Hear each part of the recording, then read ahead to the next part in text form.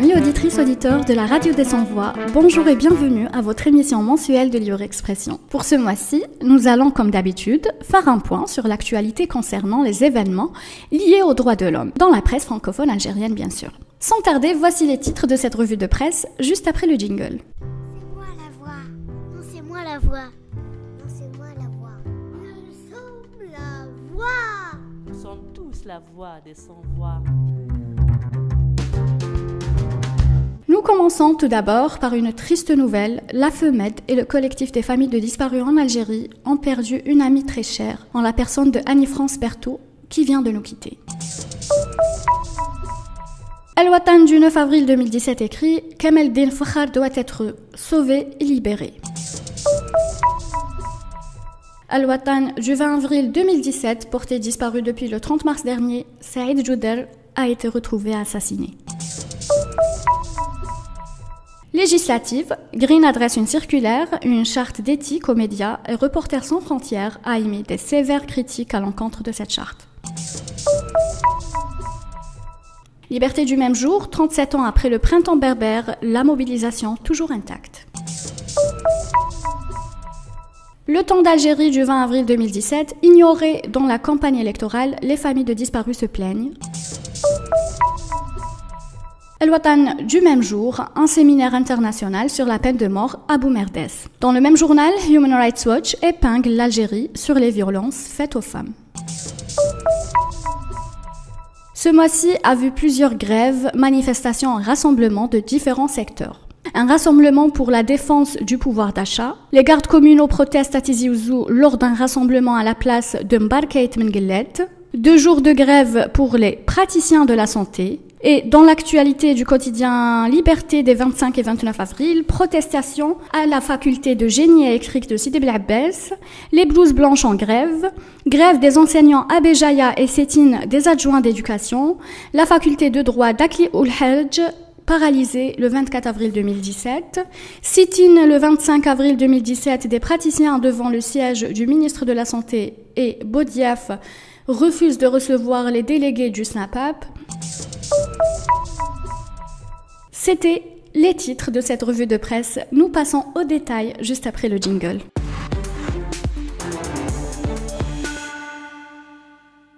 Le collectif des familles de disparus en Algérie et la Fédération euro-méditerranéenne contre les disparitions forcées FEMED ont l'immense tristesse de faire part de la perte de leur amie Annie-France Berthaud, militante infatigable des droits de l'homme, vice-présidente du CFDA et trésorière de la FEMED. Annie-France nous appartenait un peu à tous, surtout à ceux qui ont eu le privilège de la côtoyer de près et d'apprécier ainsi sa gentillesse et sa générosité. Annie-France aimait profondément l'Algérie.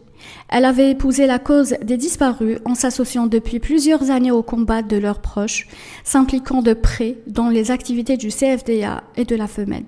Elle n'hésitait pas à participer au rassemblement des familles de disparus, en connaissance de cause, ce qui lui a coûté d'être interpellée et interrogée sur sa présence auprès des familles de disparus. Ces intimidations ne l'ont pas empêché de continuer son soutien aux familles de disparus et leur combat. Le CFDA et la FEMED compatissent très sincèrement à la douleur de tous ceux, très nombreux, qui l'ont aimé et adressent à ses proches leurs plus sincères condoléances. Repose en paix Annie-France, nous t'aimons et resterons fidèles à ta mémoire.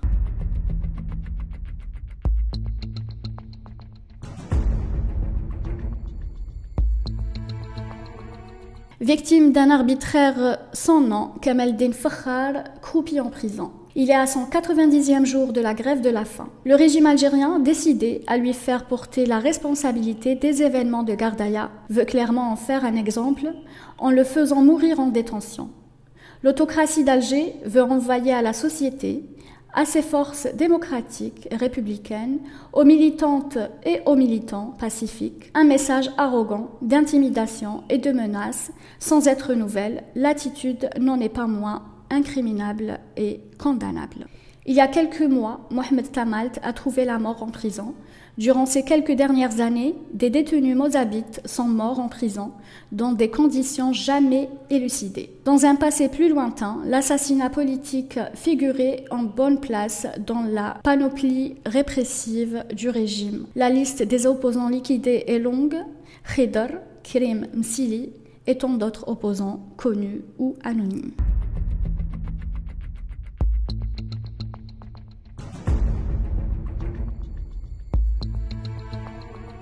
Au moment où les membres de sa famille s'attendaient à un dénouement heureux, l'affaire de la disparition mystérieuse du candidat FLN aux prochaines élections législatives à Béjaïa, Saïd Jouder, a finalement et malheureusement connu une fin tragique. Le corps sans vie de la victime, portée disparue depuis le 30 mars dernier, a été retrouvé le 19 avril par la police judiciaire dans un état de décomposition avancé. Jeté en pleine nature dans le parc national de Gouraya, non loin de la route menant de la ville de Hamadit vers le site touristique de Cap Carbon. C'est ce qu'a affirmé le chef de la sûreté de Wilaya de Béjaïa, le divisionnaire Abdullah Ben Nasser, lors d'un point de presse tenu le 19 avril après-midi au siège de son institution. L'officier de police a tenu à préciser que suite à la découverte le 16 avril dernier du véhicule de Saïd Jouder de type Polo Volkswagen près de la cité EPLF de la commune de Bousmaïl, dans la wilaya de Tipaza, les services de la police judiciaire relevant de la Sûreté nationale ont engagé une vaste opération de recherche et d'investigation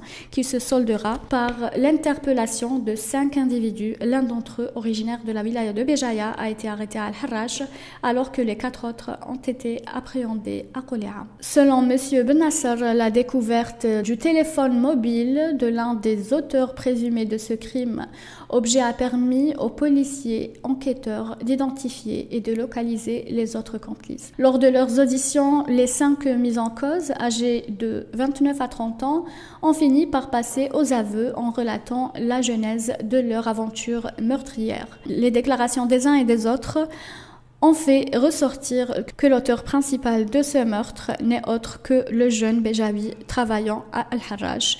Toutefois, il reste à connaître le mobile de ce crime. S'agit-il d'un règlement de compte, d'un acte de banditisme ou tout simplement d'une affaire liée à la politique? Âgé de 66 ans, ce fils de Shahid, natif de Tizine Berber, dont la Daïra d'Aoukas était un militant très actif au sein du FLN, dont il est devenu le coordinateur de la Qasma au niveau de sa commune. Selon les témoignages de sa famille, le militant politique décédé avait quitté le domicile familial le 30 mars dernier vers 13h pour aller déposer un courrier à la Mohafada FLN de Béjaïa. Après une altercation verbale avec les membres de cette structure régionale du parti d'Oueld Abbas, M. Jouder quitte les lieux sans donner signe de vie à jamais. Par ailleurs, la Ligue algérienne pour la défense des droits de l'homme, LADDH, qui a suivi l'affaire depuis le début, se déclare très affectée par cette triste nouvelle et tient à présenter ses sincères condoléances et sa sympathie à la famille du défunt. Dans un communiqué diffusé le 19 avril après-midi par Saïd Salhi, vice-président de la LADDH, sur sa page Facebook, la Ligue estime qu'il s'agit là d'un antécédent grave. Avant de s'interroger, s'agit-il d'une simple coïncidence ou d'un assassinat politique? La LADDH, qui considère cette interrogation toute légitime, a tenu à réitérer son exigence d'une enquête approfondie pour élucider les circonstances de cette disparition étrange en pleine campagne électorale. Selon certains éléments donnés par les médias et la famille du défunt, la dernière apparition de M. Jouder Saïd était au bureau de la Mohafada du FLN de Béjaïa, où il y a déjà eu altercation au sujet de son classement sur la liste électorale. Lit-on encore sur le même communiqué, enfin, le responsable de la LADDH notera que le parquet de Béjaïa doit nous éclairer sur cette affaire. La justice doit être actionnée pour faire jaillir la vérité et rendre justice à feu Saïd Jouder. Paix à son âme.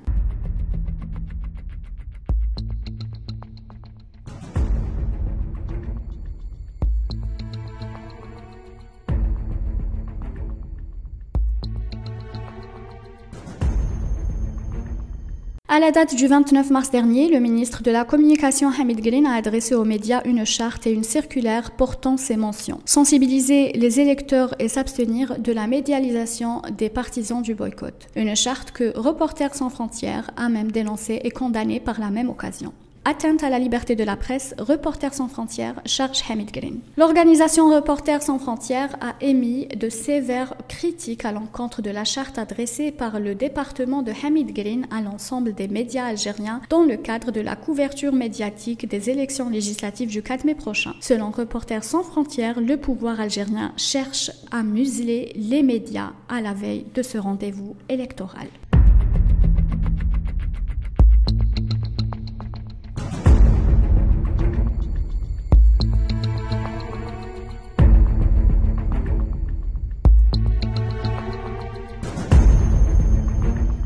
À chacun de ces 37 anniversaires célébrés, la population de cette Kabylie, qui a enfanté le printemps 80, aura fait preuve d'une fidélité jamais démentie. La demande d'une reconnaissance concrète de la mazirité reste encore d'actualité et l'alternative démocratique portée par ce mouvement demeure à l'ordre du jour. Le combat continue, diraient aujourd'hui encore ceux qui avaient infligé la première fissure au mur du mépris.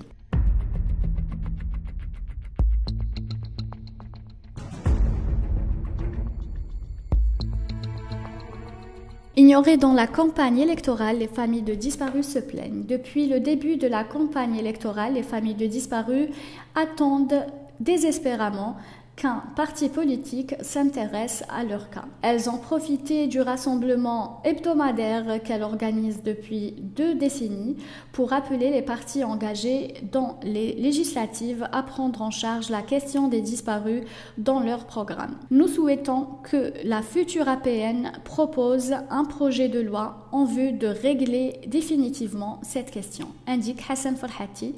On ne demande qu'à être entendu, a-t-il ajouté.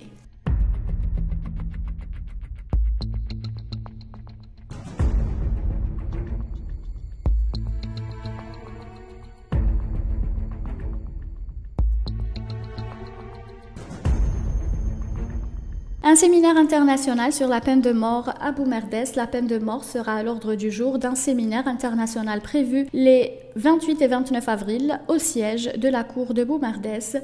Des personnalités du droit algérien, maghrébin et européen sont attendues lors de cette rencontre organisée par le barreau de Boumerdès en collaboration avec l'Union internationale des avocats.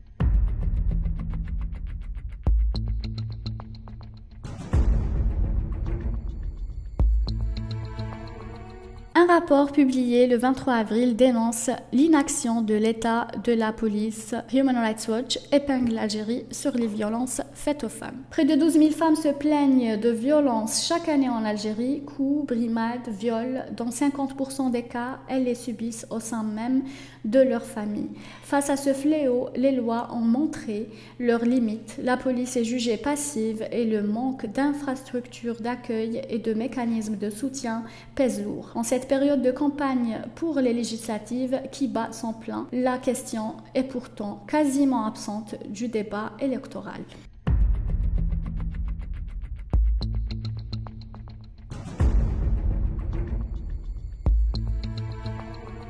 Célébration du 1er mai à Oran, un grand rassemblement pour la défense du pouvoir d'achat. La célébration du 1er mai, fête internationale des travailleurs, lundi prochain à Oran, devrait donner lieu à un grand rassemblement national au niveau de la place des Victoires en plein centre-ville. En effet, dans une déclaration rendue publique ces derniers jours, la Confédération générale autonome des travailleurs en Algérie, regroupant une dizaine de syndicats autonomes et collectifs de travailleurs d'entreprises, appelle à un grand rassemblement national pour la défense du pouvoir d'achat, la défense de l'emploi et des libertés syndicales. Les initiateurs de cet appel demandent aux adhérents, à tous les sympathisants, de se joindre à cette action pacifique pour marquer la célébration du 1er mai.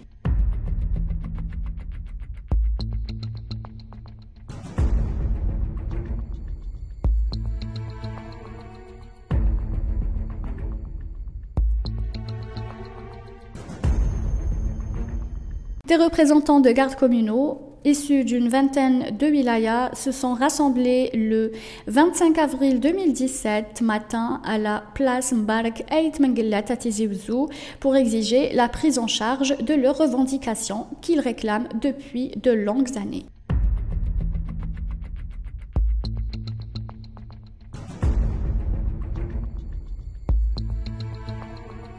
En pleine campagne électorale, le syndicat national des praticiens de la santé publique renoue avec la protestation en annonçant une grève de 2 jours les 24 et 25 du mois en cours. Les principales motivations de cet énième mouvement de protestation, qui sera conforté par un sit-in devant le siège du ministère de la Santé, de la Population et de la Réforme hospitalière le 25 avril, sans la non-tenue des promesses formulées par le ministre de tutelle quant à la plateforme des doléances et surtout la fermeture de toutes les portes de dialogue entre ces praticiens et les responsables du secteur. Les praticiens de la santé politique entrent à partir du 24 avril dans une grève de protestation de 2 jours qui sera ponctuée par un sit-in le 25 avril devant le siège du ministère de la Santé pour dénoncer la fermeture des voies de dialogue et le mépris affiché par l'administration de tutelle à l'égard des cadres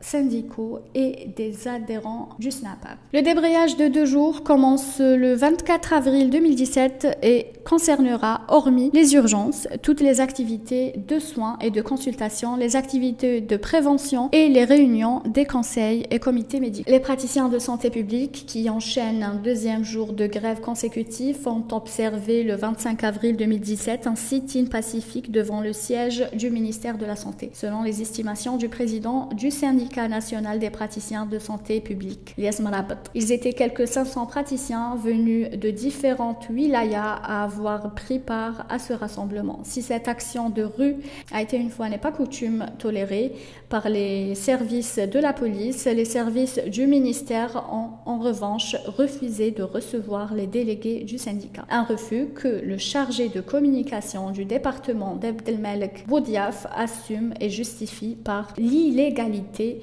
de la grève du SNAPAP. Amis auditeurs, nous arrivons à la fin de cette revue de presse. Je vous remercie pour votre attention. Je vous donne rendez-vous le mois prochain avec l'actualité du mois de mai. Au revoir.